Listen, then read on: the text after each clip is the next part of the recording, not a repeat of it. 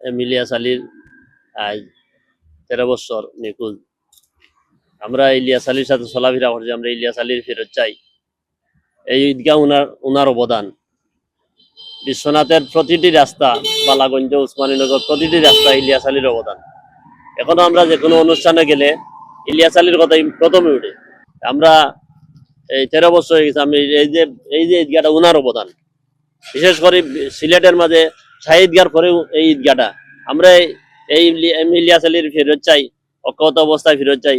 আমরা ইলিয়াস আলী সাহেবের দীর্ঘ 13 বছর ধরে উনি নিখোঁজ। দোয়া করি আল্লাহ তাআলা যেন সহি সালামতে সুস্থ অবস্থায় উনাকে উনার বৃদ্ধ মায়ের কুলে, উনার বাচ্চা এবং স্ত্রী কুলে ফিরিয়া দিতা, এই দোয়া করি। আমাদের গ্রামের একজন নেতা বা বৃহত্তর সিলেটের একজন ভবিষ্যৎ নেতা আসলা তাই ইলিয়াস আলী সাহেব এলাকারও উন্নয়ন করছেন বা বান্ডেল থাকলে প্রতি সেনমানিতে টাকা বাঁচবে।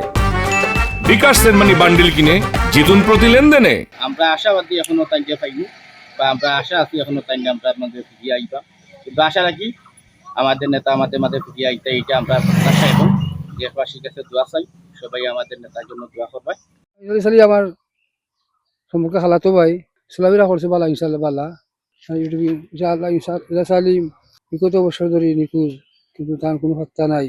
সকলে দোয়া করবা, আমরাও দোয়া করি আর সিনির মার করে যেন ফিরিয়ে আইন, এই আশাবাদ সকল সারা রমজানবাসী, সারা সিলেটবাসী, সারা বাংলাদেশবাসী সবাই দোয়া করবা, আপনারাও দোয়া করবা আমার মার কুলো আইয়া হাজির হইতা।